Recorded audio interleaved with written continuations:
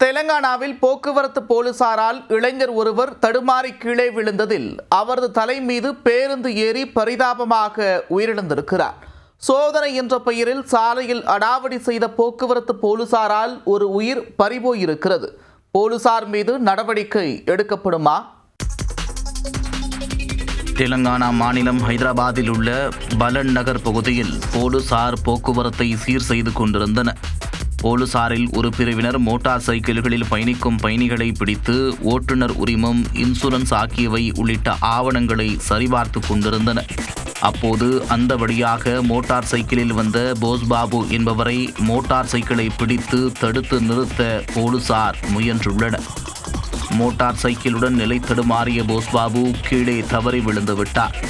அதே நேரத்தில் அந்த வழியாக வந்த அரசு பேருந்து சாலையில் மோட்டார் சைக்கிளுடன் தவறி விழுந்த போஸ்பாபுவின் தலை மீது ஏறி இறங்கியது.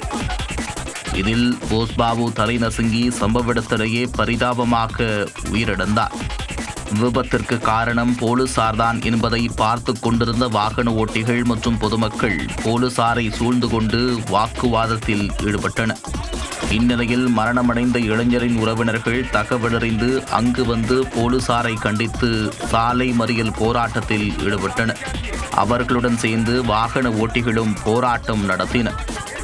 இதனால் சுமார் 2 கிலோமீட்டர் தொலைவு வரை கடுமையான போக்குவரத்து பாதிப்பு ஏற்பட்டது.